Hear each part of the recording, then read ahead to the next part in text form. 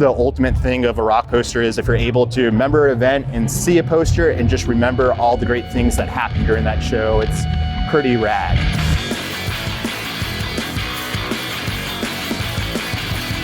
Hi, I'm J.W. Buchanan. I'm Nate Duval. My name's Dan Stiles. I'm Lil Tuppy. My name is Michael Fuchs. I'm John Vogel. My name is Flynn Prejean. We are DK&G Studios. We're here at Flatstock at South by Southwest, Austin, Texas.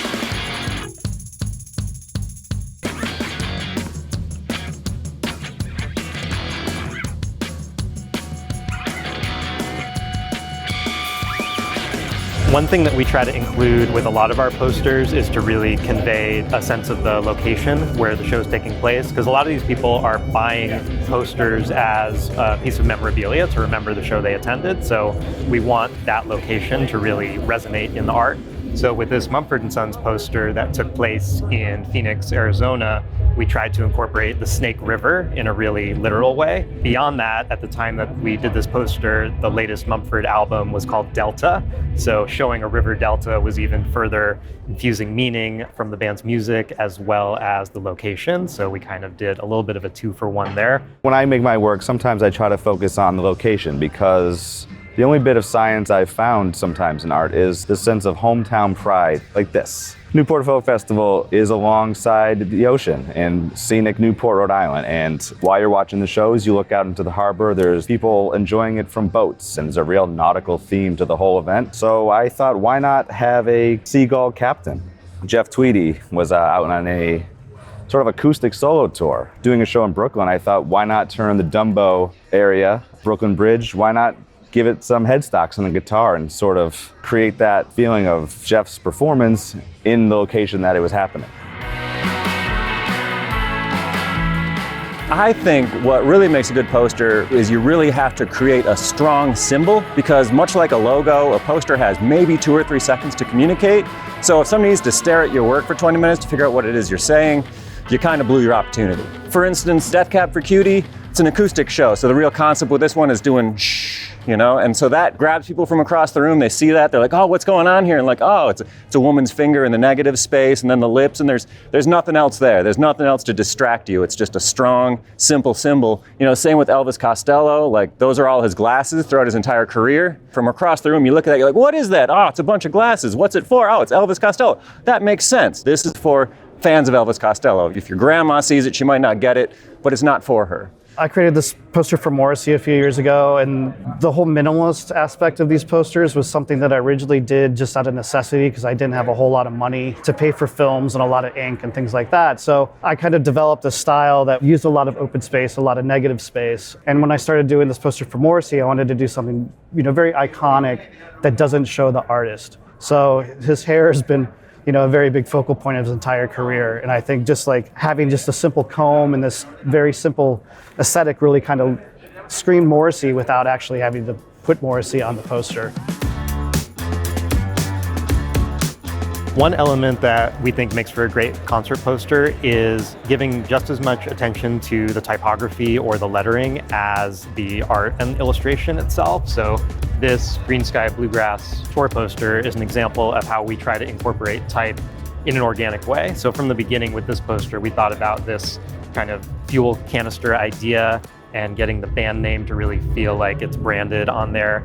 And also in regards to typography, thinking about not just slapping the tour dates, if it is a tour poster, at the bottom of the poster, but also incorporating those into the illustration. So in this case, that's kind of the fine print on the side of the gas can. So the idea was just to keep everything really contained and make sure that the typography really matches the style of the artwork.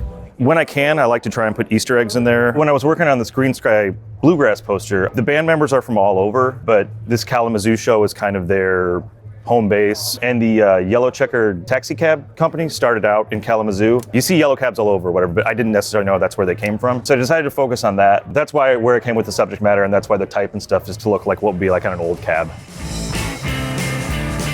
One of the things that we try to do as a gig poster artist, whether you're familiar with the band you're working for or not, what I do is I try to imagine if a band's trying to tell a story through their music, what would the visuals look like? I'm reading the lyrics and I'm trying to capture what the band's about. I'm trying to enhance the story that they're telling through their music. These are ones I think exemplify telling the story. For example, Jesse Dayton he lives here in Austin, but he's from Beaumont. So we tried to incorporate a sense of Southeast Texas. So that's why we put the oil derricks in the background, the desert type scenery. It really kind of epitomizes the style and feel of his music. Sometimes when creating posters, you're always looking for a place to start. For me, that is determining the style of the artwork. Not so much the execution, but is this band a hard edge band or are they a loose, organic, hand-drawn band? Sometimes a more digital, kind of electronic-based bands like the Disco Biscuits. I think something like doing a poster for them, I would like to start crisp, hard, and digital. They have a very kind of glitchy, techno-based sound, and to me, you want to try to match that sound with the visual execution of your image. And something like this, I would start with a more realistic photo-based and build around hard-edged vector elements versus something like a more expressive, psychedelic kind of jam band feel for Trey Anastasio that kind of wants to be hand-drawn and wants to have imperfect lines. It wants to kind of mimic the exploratory nature of the music. So another thing that makes for a good gig poster is just the screen printing process in general and really utilizing everything that's available. It's a lot different than just like printing out a poster, Kinko style. With something like this, the St. Paul and Broken Bones poster, you can see the shininess that's happening, like this gold text, and actually the shininess throughout the whole print is utilized this way based off the fact that it's gold paper that's using actually only 2 inks just laid down on it, but we're getting a lot of detail and a lot of like dynamic nature based off of the paper choice. And this can be applied to a lot of different things in the screen printing world.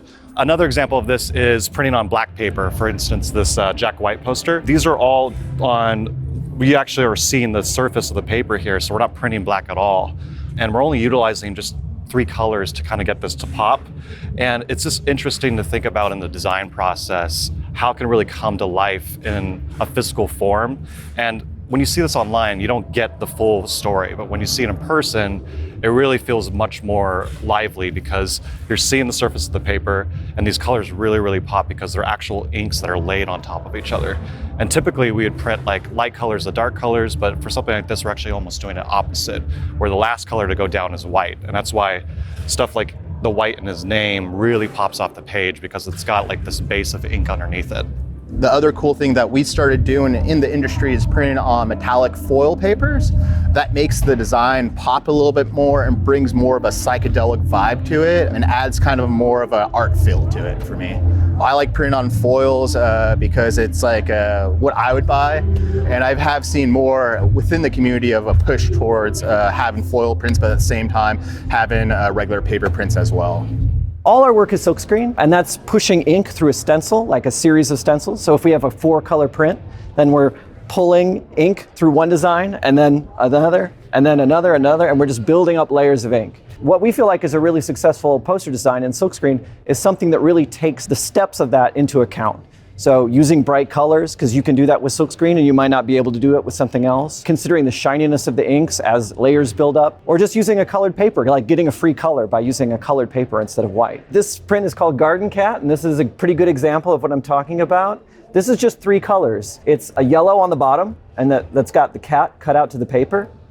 And then you got blue that's transparent and a green that's transparent. And you get all these crazy shapes on all these different shades of blue and green by like just layering color together. We mix all our inks by hand and we just do it to our own satisfaction.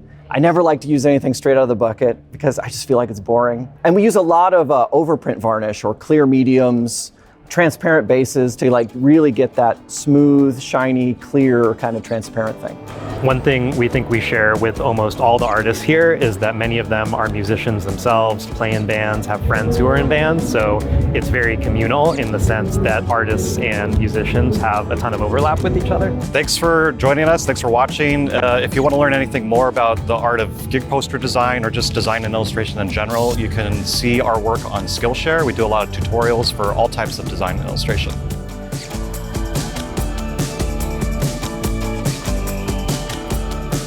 Thanks for watching.